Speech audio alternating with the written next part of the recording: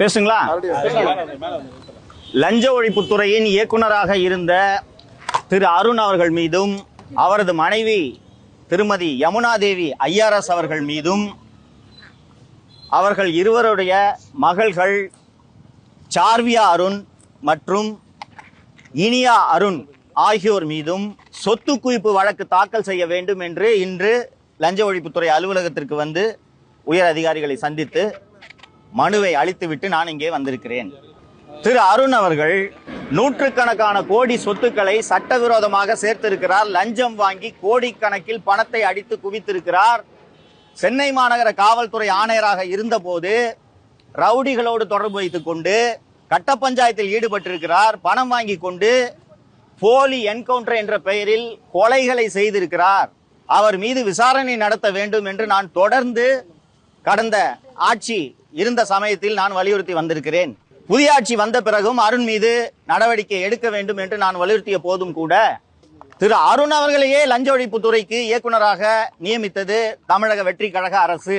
திரு அருண் அவர்களை லஞ்ச ஒழிப்புத்துறை இயக்குநராக நியமித்ததை விட இந்த துறைக்கு மிகப்பெரிய அவமானம் என்பது ஏற்பட்டிருக்கவே முடியாது. எதை வைத்து திரு அருண் அவர்கள் மீது சொத்து குவிப்பு வழக்கு பதிவு செய்ய வேண்டும் என்று நீங்கள் கோரிக்கை விடுக்கிறீர்கள் என்று கேட்கலாம். வெங்கடேச பெருமாள் பிரைவேட் லிமிடெட் என்ற நிறுவனம் சென்னை மயிலாப்பூரில் இருந்து இயங்கி வருகிறது. இந்த வெங்கடேச பெருமாள் பிரைவேட் லிமிடெட் என்ற நிறுவனத்தில் சார்வியா அருண் மற்றும் இனியா அருண் ஆகிய அருண் மற்றும் யமுனா தேவி தம்பதியரின் 2 மகள்கள் 100% பங்கு வைத்துள்ள பங்குதாரர்களாக இருக்கிறார்கள். இந்த கம்பெனியின் ஒட்டுமொத்த முதலீடே 1 லட்சம் ரூபாய். ஆனால் இந்த நிறுவனம் 65 லட்சம் ரூபாயை நஷ்டமாக கணக்கு காட்டியிருக்கிறது.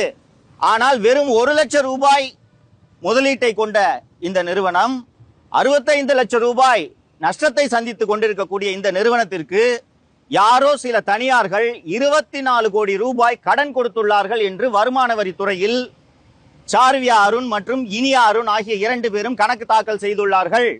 ஒரு கல்லூரி படிக்கும் பெண்ணையும் பள்ளியில் படிக்கும் பெண்ணையும் நம்பி எந்த வங்கியோ எந்த தனிநபரோ எப்படி 24 கோடி ரூபாயை கடனாக கொடுப்பார்கள் என்பது நாம் அத்தனை பேருக்கும் தெரியும். இந்த வெங்கடேச பெருமாள் பிரைவேட் லிமிடெட் போலவே 10க்கும் மேற்பட்ட நிறுவனங்களை திரு அருண் பினாமி பெயரில் நடத்தி கொண்டிருக்கிறார்.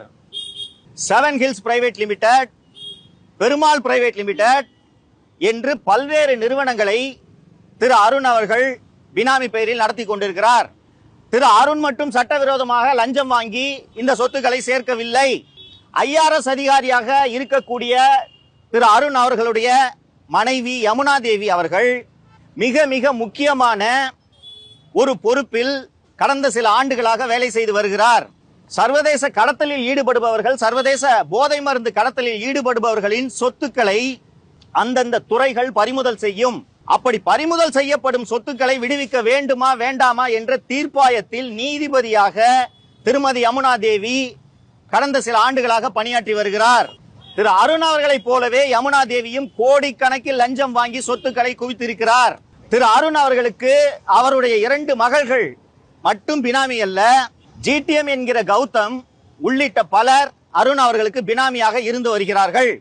இவர்கள் அத்தனை பேரின் சொத்துக்களையும் பறிமுதல் செய்ய வேண்டும், முடக்க வேண்டும் என்பதைத்தான் நான் பல ஆண்டுகளாக வலியுறுத்தி கொண்டிருந்தேன். இன்று பல்வேறு வலியுறுத்தல்களுக்கு பிறகு திரு அருண் அவர்களை தமிழக முதல்வர் அவர்கள் லஞ்ச ஒழிப்புத்துறையில் இருந்து மாற்றி ஊனமாஞ்சேரி காவலர் பயிற்சி கல்லூரியில் கூடுதல் இயக்குநராக நியமித்திருக்கிறார். இப்போது லஞ்ச ஒழிப்புத்துறை திரு அருண் அவர்கள் மீதும் திருமதி யமுனா தேவி அவர்கள் மீதும் ஜிடிஎம் என்கிற கௌதம் மீதும் அருண் அவர்களுடைய மகள்கள் இனியா அருண், சார்வியா அருண் ஆகியோர் மீதும் லஞ்ச ஒழிப்பு சட்டம், சட்டவிரோத பணப்பரிமாற்ற சட்டம் ஆகியவற்றின் கீழ் வழக்கு பதிவு செய்ய வேண்டும் என்று தமிழக லஞ்ச ஒழிப்புத்துறை இயக்குநருக்கு மட்டுமல்லாமல் திருமதி யமுனா தேவி அவர்கள் ஐஆர்எஸ் அதிகாரியாக மத்திய அரசு பணியில் இருப்பதால் சிபிஐ என்ற மத்திய புலனாய்வுத்துறை, மத்திய நிதித்துறை, மத்திய உள்துறை செயலாளர் ஆகியோர் உடனடியாக இதில் தலையிட்டு நடவடிக்கை எடுக்க வேண்டும்.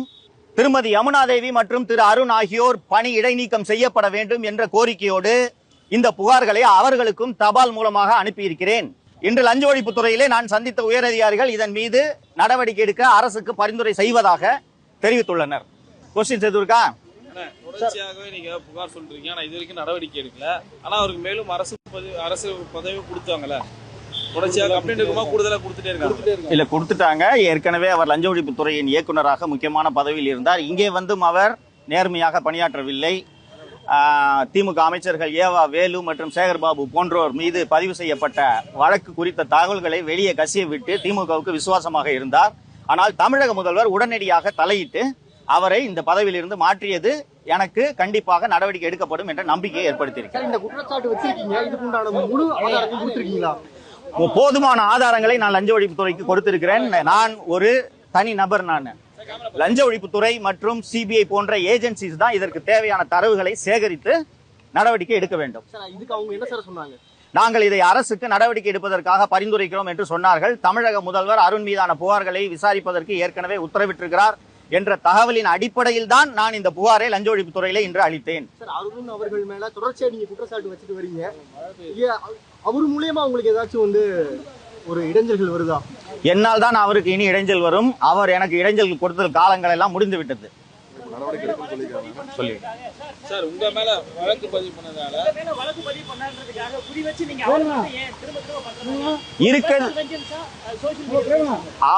அவர் செய்த ஊழல்களை நான் வெளிப்படுத்திய காரணத்தால் மட்டுமே அவர் என்னை குறிவைத்து பல்வேறு வழக்குகளை என் மீது பதிவு செய்தார். அவர் மீது இருக்கும் ஊழலுக்கான ஆதாரங்களை நான் இப்போது லஞ்ச ஒழிப்புத்துறையிலும் அளித்திருக்கிறேன். தொடர்ந்து விசாரணை அதிகாரிகள் என்னிடம் விசாரணை செய்தாலும் நான் அளிக்க தயாராக இருக்கிறேன். ஆதாரம் இல்லாமல் நான் அருண் மீது எந்த குற்றச்சாட்டையும் சுமத்தவில்லை. தேங்க்யூங்க. தேங்க்யூ.